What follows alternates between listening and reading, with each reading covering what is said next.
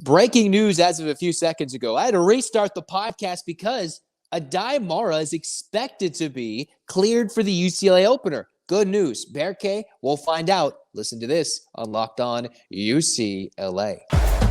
You are Locked On UCLA, your daily podcast on the UCLA Bruins. Part of the Locked On Podcast Network, your team every day.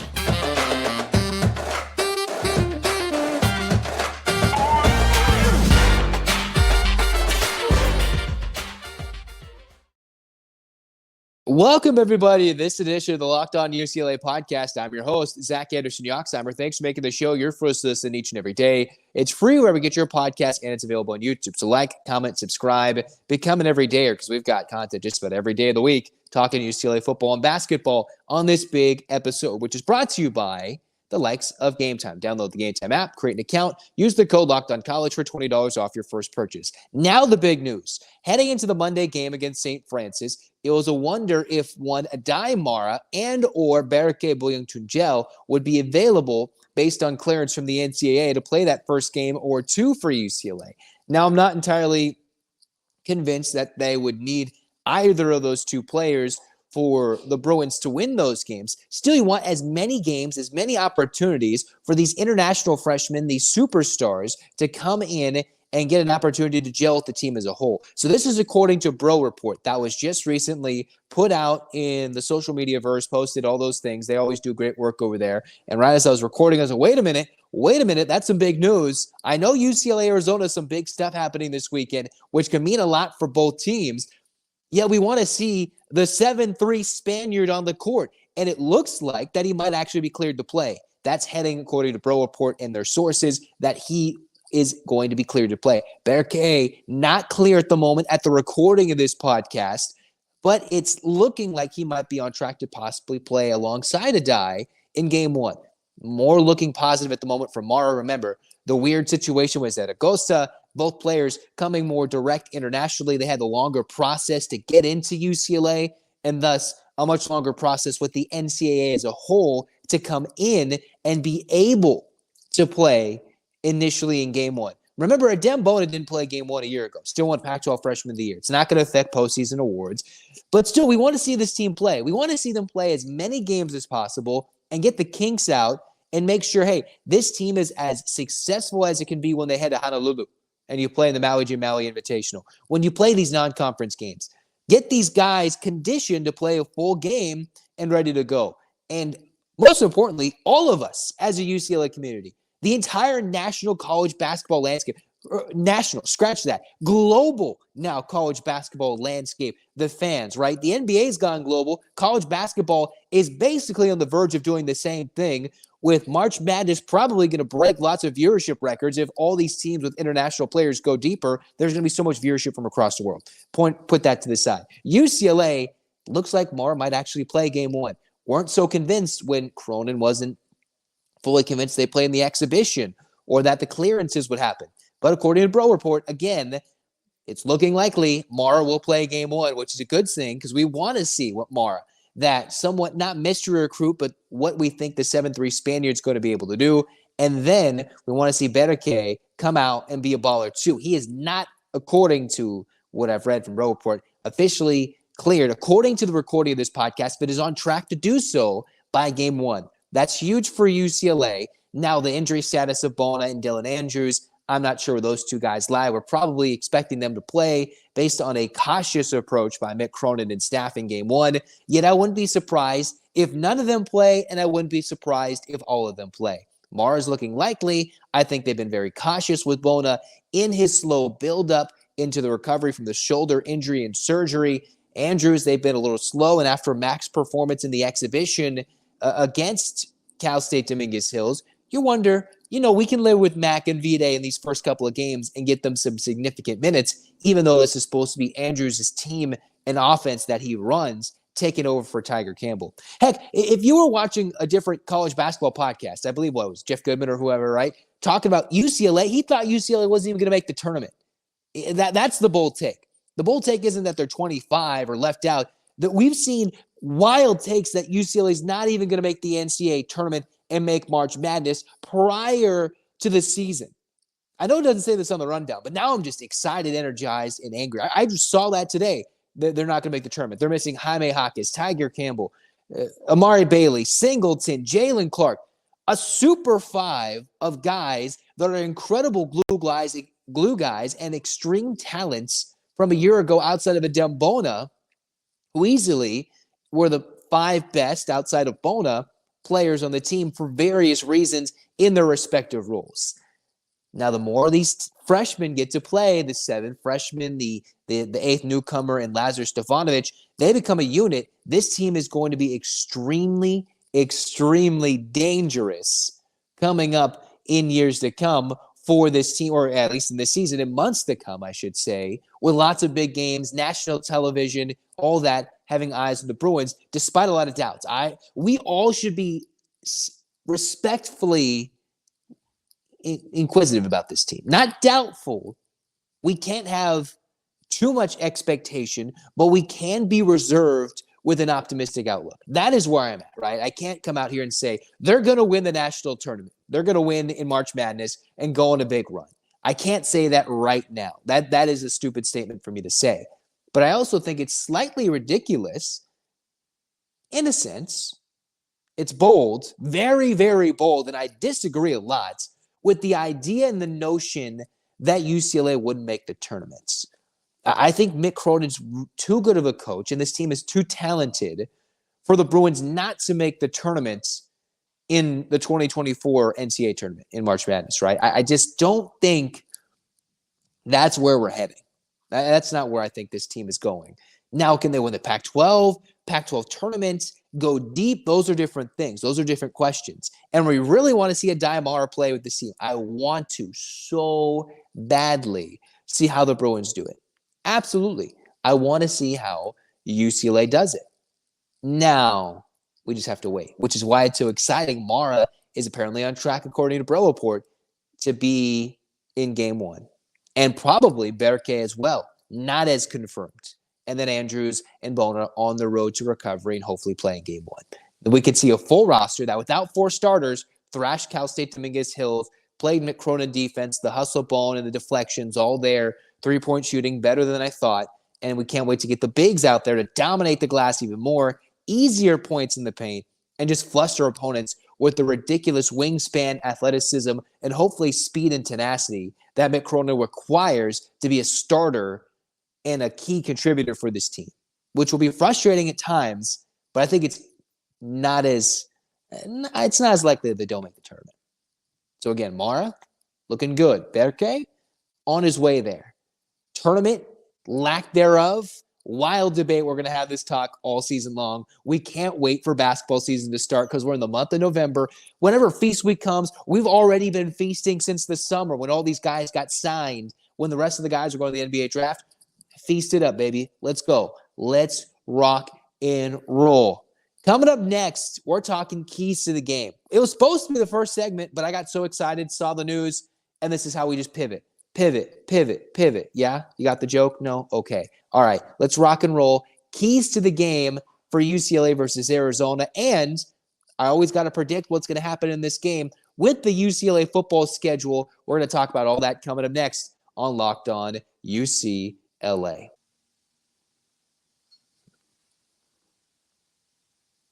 Now that you've heard the news that Aday Mara, maybe Berke Buyuktuncel, and the rest of the Bruins might be playing, doesn't that get you a little more excited for the opener? I know in Pauley Pavilion it was a little empty when it came to filling seats up for the exhibition. But game 1, for one of the nation's longest active home winning streaks, you should pack it out. Because Aday Mara himself and the rest of the Bruins are exciting to go see in person, which is why GameTime is the place to do it. You need last-second tickets. They find ways to help you save on money and give you the ultimate complete peace of mind with your purchase. Because you shouldn't have to worry when you're buying tickets to the next big event. UCLA, men's home opener against St.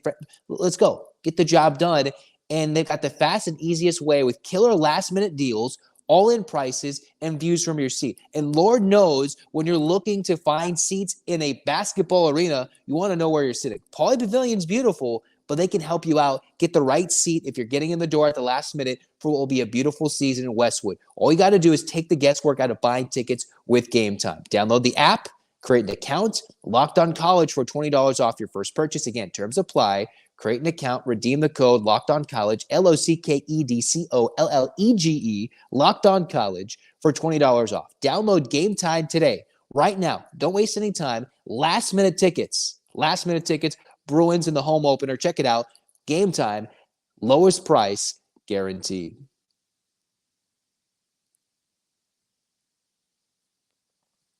Cruising on to the second segment of the Locked On UCLA podcast. Normally on our Friday episodes is in the football weeks, we talk about keys to the game in the first segment. Well, with basketball news and some energy, I went a little crazy and jumped all over everything about how basketball, yada, yada, yada, and everything in between. So we talk keys to the game for UCLA versus Arizona. As per usual, we've got the cool Friday graphics. Let's take a look at those. UCLA fans, let's rock and roll. This is the key to victory, keys to victory against Arizona. I've already talked about this Thursday. You're going to see this, and you're going to think, Zach, you're kind of dumb. You're kind of dumb. It looks very simple, very similar to many other keys that UCLA's needed to win games. This week, I'm fairly confident that for this game, UCLA needs to be very clean and play this game without any mistakes. Number one, turnover-free football.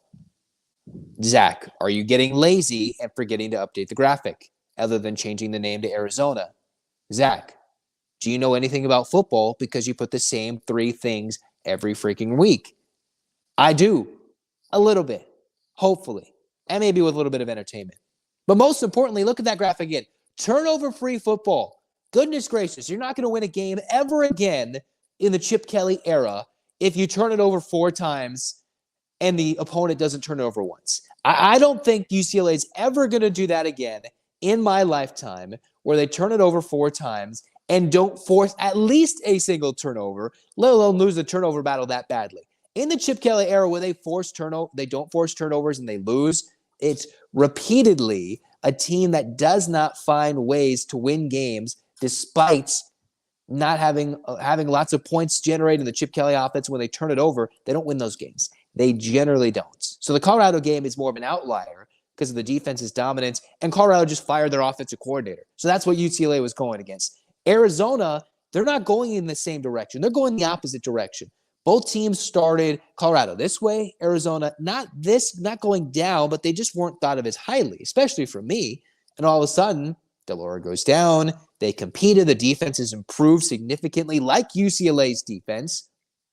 And Noah Fifita has stepped up, and they have competed in games that they probably could have and should have won on the road, and UCLA's in a tough atmosphere. So turning it over twice in this game could be absolutely disastrous for an Arizona team that, one, doesn't commit a lot of penalties, that doesn't turn it over as much as UCLA's done this year. A team that forces a lot of turnovers defensively, the Bruins do, and still their turnover margin is so slim because they keep coughing it up. It's ridiculous. It's bonkers. But you do this on the road, you're going to lose. That's just how it is. Number 2, stop the run. Don't let Arizona run the football. Make Fifita beat you, which he almost basically did against Washington State despite not throwing for a touchdown, 340 yards. But you have to stop the run. Not that UCLA can't do it. Not that they're not capable of doing it. They absolutely are. But if Arizona can run the football, if they have a mix and match offensive scheme, if they can mash it up like Oregon State did in a home game for them in front of a packed house, that's all it took with a couple of UCLA mistakes baked in for Oregon State to win that game. It wasn't truly spectacular what Oregon State did against the Bruins in that last loss in Corvallis.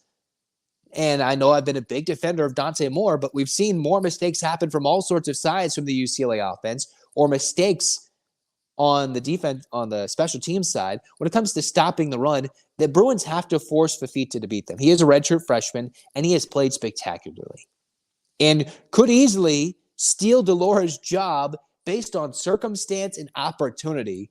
And that's just how it happens sometimes, right? Think about how Caleb Williams jumped through the stratosphere, took over for Rattler in the middle of the game, and the legend of Caleb Williams was born. I know we don't want to talk about crosstown, but still, that's how quickly it happens, right? For Dante Moore, he didn't start the year as the starter, took the job, and then Garbers took it back. You just don't know how the season plays out. Fifita has played well. But if you limit his success, the team's success running the football, then the Bruins will be successful into winning this game. And I think they can be successful in stopping the run, which can limit what Fifita is going to do. If the run game's helping him out, play action, he's just going to beat you deep. That's just what's going to happen. You stop the run, you force some pressure, second and long, third and long, Latu gets in the backfield. That leads us to key number 3, QB pressure. Because if you stop the run, it can easily lead you into QB pressure. You see Stan Michael Sertivan, if you're watching on YouTube, points in that number 1. Yeah, you'll be number 1 in the country when it comes to sacks if you keep dominating like Latu's been doing. If you keep finding ways to get in the backfield, he'll climb up that NFL mock draft. He's not going to be the number 1 pick overall, but this could be a good game for UCLA to dial up pressure even more so. You stop the run that leads to QB pressure, and UCLA can find a way to stop an Arizona offense that's been clicking mostly in all cylinders outside of a couple of Fifita picks. He's been doing a good job. Stop the run, QB pressure, and you might get the young quarterback into some mistakes that he just hasn't had in recent weeks, all against ranked opponents. I think I was reading the Ben Bolch article. He could be the first quarterback in modern history with data that only goes to 2012 to make his first 5 starts all against ranked opponents. Something ridiculously unheard of, right? Between SC, Washington, not in that order, SC, Washington, Oregon State, Washington State, everything, right?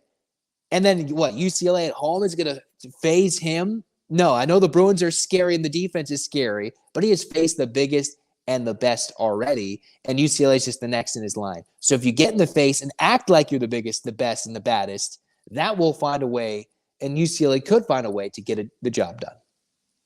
Coming up next, we're going to talk about the likes of what are my predictions? Will you hate me? Will you love me? I've picked the Bruins to win every single time. They're favored in this game. Every game this year, I picked the Bruins. Big time homer. We'll talk about that next. And the UCLA schedule has official weeks put onto it. Where are we going? Where do I want to go watch the Bruins next year on the road? And when are the home games? When's the bye? We'll talk about that next on Locked On UCLA.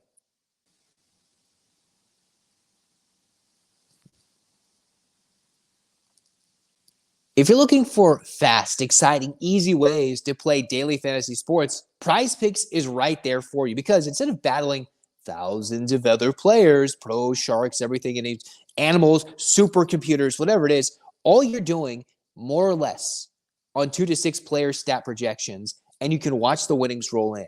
Now with PrizePicks, with basketball season here, you can have a combo projection in the specials league. If you think you're one of these specials to be in the specials league, you can have a combo projection from different sports, different leagues, like a LeBron James and a Travis Kelce combination. I'm not sure if Taylor Swift's on there, but simply choosing between the combination of 10.5 on 3-pointers made and receptions could be a good combination between LeBron James and Travis Kelce. I know LeBron's a little slow in the threes nowadays. Still, you get a good projection, more or less. You can combine 2 games and have your sports weekend just be absolutely awesome. You can play against the favorite players of PrizePicks like the rapper Meek Mill or comedian Andrew Schultz under community plays. And injury insurance that reboots if your player gets hurt in the first half or exits the game with an injury and doesn't return, the player's rebooted. And the only daily sports platform with injury insurance policies, PrizePicks. All you got to do is go to prizepicks.com/lockedoncollege. Use the code LockedOnCollege for a deposit match up to $100. Again, prizepicks.com, LockedOnCollege, prizepicks.com/lockedoncollege. Deposit match up to $100 with the code LockedOnCollege. Daily fantasy sports made easy. Cruising on into the final segment of the Locked On UCLA podcast, Zach Anderson-Yoxsimer with you guys. The Bruins are looking for ways to go make the football schedule exciting, right? Well, no, they just joined the Big Ten, and now here we are enjoying the likes of the Big Ten schedule. It was released, I think, later on the Thursday, November 2nd, as to what weeks and days. They might get shifted to a Friday, so bear with me here. But for now, these are the tentative days, but the specific weeks that the UCLA games in their Big Ten schedule are.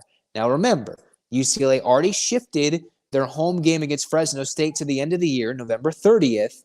in 2024, which left the door open for a very early season Big Ten matchup at home to start off the Big Ten schedule. All right, here's your 2024 UCLA football schedule, and I'll tell you my prediction after all that. UCLA, August 31st at Hawaii. Now, I've got friends who they might get in trouble if they went to Hawaii without their wives, without the rest of their family. I don't know about you guys. Maybe you're going to build it up and go to the smaller Hawaii complex. Again, they're not playing at the Aloha Stadium. It's not usable at the moment, but still a trip to Honolulu, end of August, picture perfect weather. That's a good way to start the 2024 season off, hopefully with the bang for UCLA with the win. The Big Ten home opener, the Big Ten opener is September 14th for UCLA against Indiana. Now, it's not eye-popping. Hopefully, it's a winning game for UCLA. It should be against the Hoosiers at home, I would think. Just thinking paper, everything. Not even Michael Penix Jr.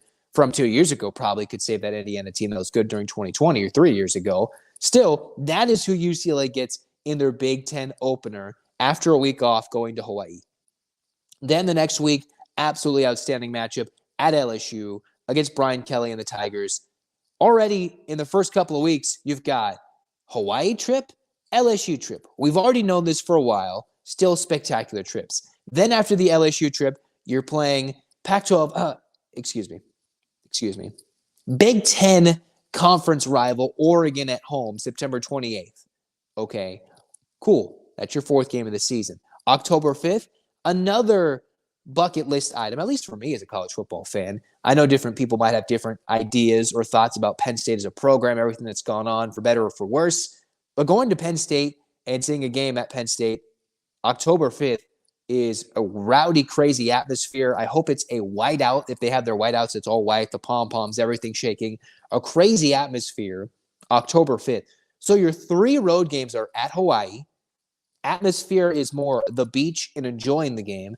LSU, it's the atmosphere and the tailgating experience. And then Penn State, it's just one of the craziest atmospheres you can get in an introduction to your Big Ten road opener. So you start with two Big Ten home games, and then your first road game of the Big Ten is at Penn State after you've gone to LSU. Already a ridiculous schedule. Then Minnesota and Rutgers, the 12th and 19th of October. It could be debatable how cold it'll be in Rutgers in the late part of October in 2024. Cross-country trip. We've been talking about having to go from LA to New Jersey, all that stuff. They get to go to Rutgers. We knew that. A bye, and then you go to Nebraska in early November. Now, it's not like that matchup when the two teams played almost a decade ago in a home-and-home series that was very entertaining that led to two UCLA exciting wins. Going in November is a little bit of a different shore for UCLA heading to Lincoln. That should be exciting, another longer trip, but a bye in between the Rutgers game, and it's the only back-to-back road games the Bruins have all season. You then get Iowa at home. I was debating with my friend. That's a big-time home game. And I said, with what offense? Although they did fire their offensive coordinator, or basically fire him. And we'll see what Iowa looks next year. That's a later season home game. Then you go to Washington November 16th. Underrated road atmosphere. So between your 6 road games, Hawaii, LSU, Penn State, Rutgers, Nebraska, Washington, 5 of them I would think are extremely awesome for one reason or another. Most of you, maybe if you've gone on road trips in the Pac-12, Pac-10, older days of UCLA fans, then Washington's already been crossed off the bucket list. Still, a mid-November tilt against the Huskies, who are exciting this year with Michael Penix Jr., who will not be back next year, could be on the bucket list as well. And if your worst game is Rutgers on the road, that's not the worst thing in the world, right? It was already going to be at the bottom of the list. Still, all those extremely fun.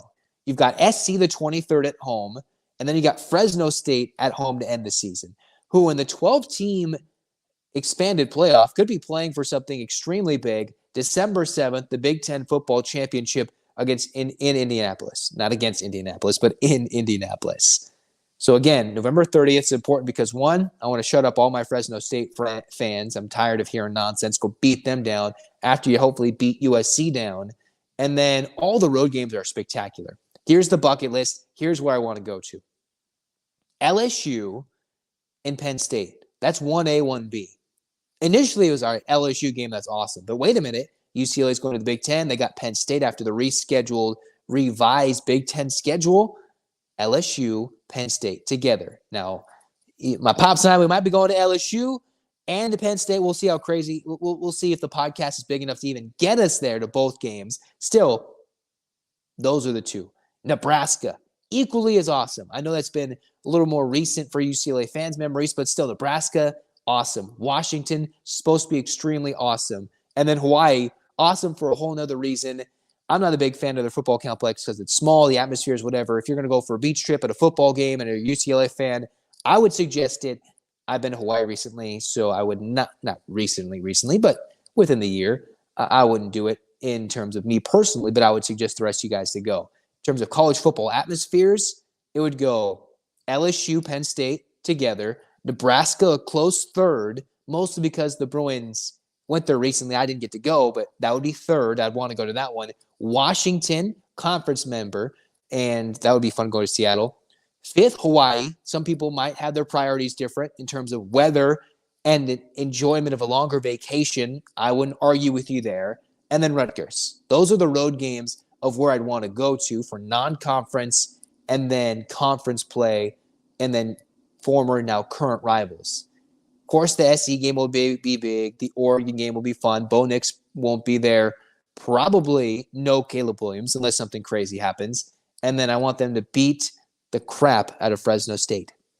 Make it happen, Bruins fans. That's your 2024 UCLA football schedule. A Friday or two might be baked in there. I'm not sure.